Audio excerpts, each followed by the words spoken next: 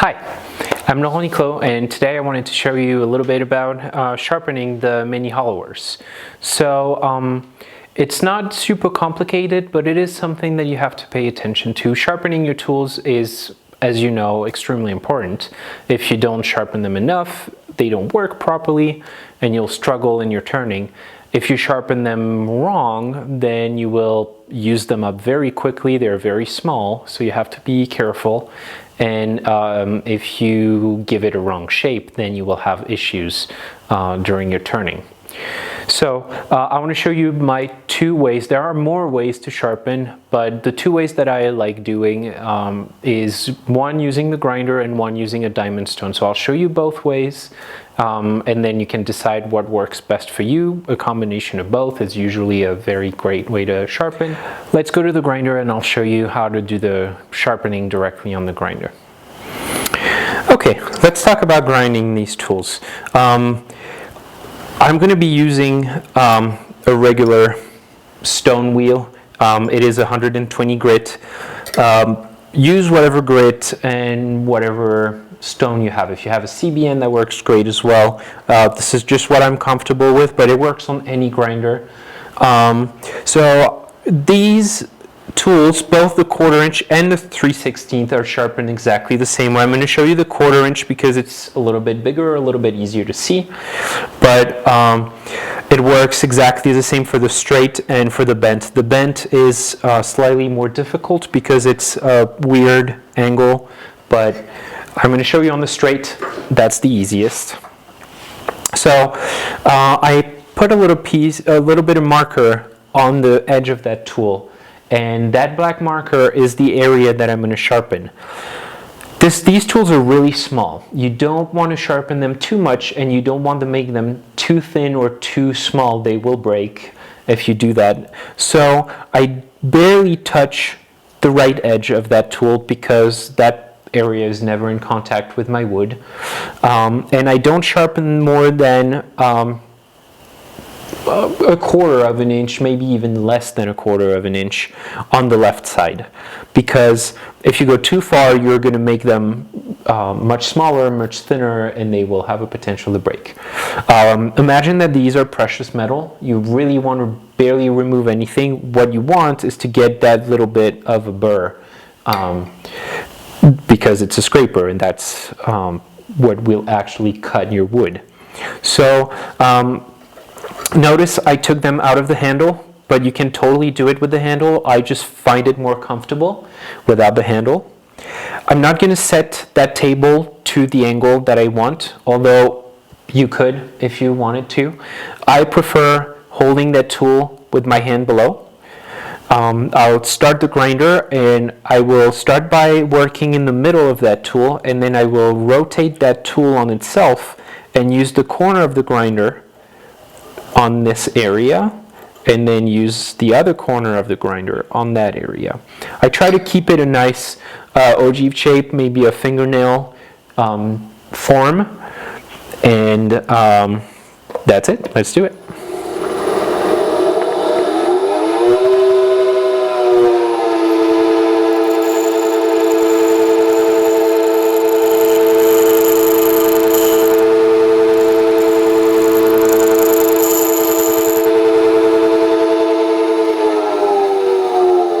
And that's it. That's enough.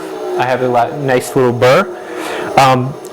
I try to mimic the angle that is on these tools, but the angle doesn't really matter as long as it is touching the very top, as long as you're sharpening the very top edge and not only the bottom. It doesn't have to be a perfect shiny surface, but there you go. Now they're sharp, ready to go. So to sharpen the bend tool, I'm going to do it exactly the same way. The way I'm holding that tool is going to be 90 degrees, the cutter 90 degrees from my wheel, and I'm going to start in the middle, rotate the tool on itself, and again go back just on that corner, and then rotate it and go to the other corner of the wheel, grind that front.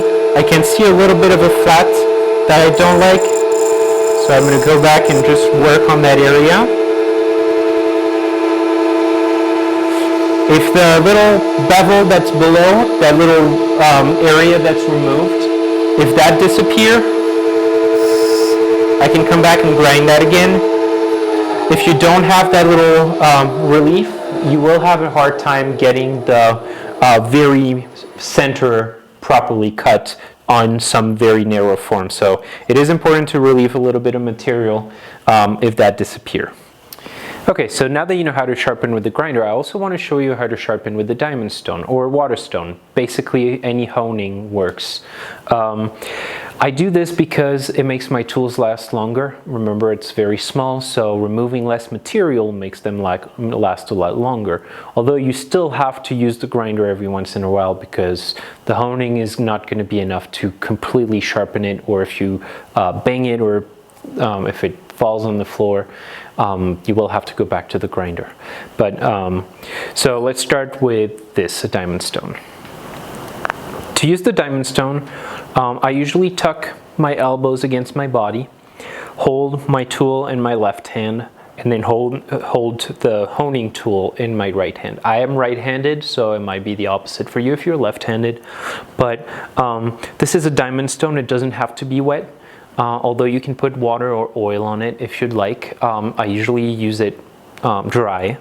And what I'm going to do is I'm going to hold that tool against the stone, not touching the sharp edge, and then basically writing a bevel. And then I'm going to slowly take it up until I see that stone perfectly flat on that bevel. And then what I'm going to do is I'm going to do just small little cut going up,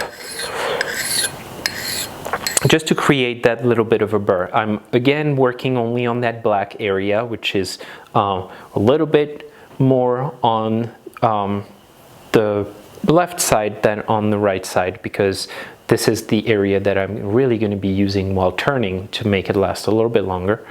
I never use the stone flat directly on the edge because that will destroy the burr that I want. It is a scraper. The burr is the only thing that I need. And just like this, just small little cuts. If you are more comfortable going down, that's also doable. Whatever works for you. This has been working pretty good for me, tucking my elbows. I have a really good control. If you're using a water stone, you can watch that little bubble that will appear when your stone is flat on the bevel. And I would probably, I won't say how many times you have to do it, how many form you have to do it in between each sharpening, because it will depend on the wood, on what you're doing. But I would say use the stone 3 to 5 times, and then you will have to go back to the grinder. If you start seeing your scraper not working properly, then you will have to go back to the grinder before that. But this is just to give you an idea on how many times I would use it before the grinder. Thanks for watching. I hope that was helpful. If you have any question or any comment, feel free to contact me directly on my website, Laurent-Niclot.com, or check out Trent Bosch Tools website, and you can also contact me through there. Hope that was helpful, and thanks for watching.